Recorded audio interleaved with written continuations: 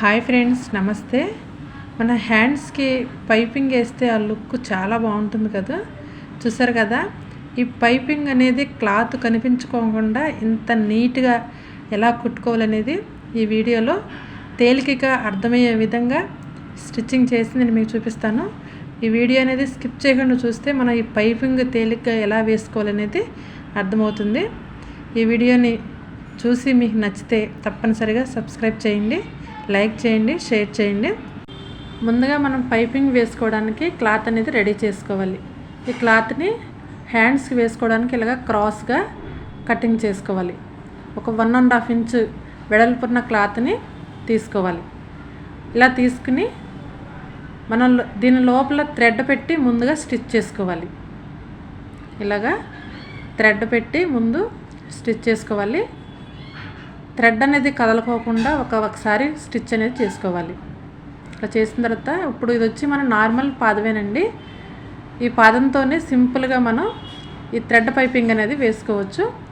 ఇలా చేతితో లాగిపట్టి థ్రెడ్ మీదకి దారం ఎక్కోకుండా నీట్గా స్టిచ్ అనేది వేసుకోవాలి.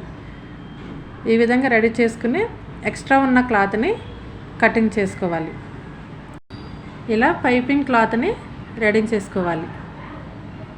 ఇప్పుడు మన లైనింగ్ని తీసుకుని ముందు లైనింగ్ పైన మనం రెడీ చేసుకున్న థ్రెడ్ పైపుని పెట్టి స్టిచ్ చేసుకోవాలి.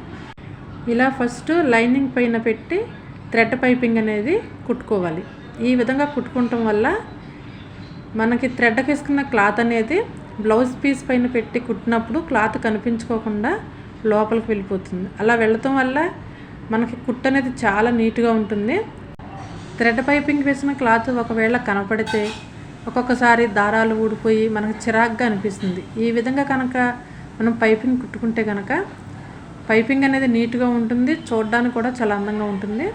మనం స్టిచ్ చేసిన లైనింగ్ని ఇలా తిరగేసి కుట్టుకోవాలి. ఇలా స్ట్రైట్గా పైపింగ్ పైకి కుట్టు వెళ్ళకోకుండా నీట్గా కుట్టుకోవాలి. చూసారా ఫ్రెండ్స్, ఎంత నీట్గా ఉందో మన పైపింగ్ అనేది.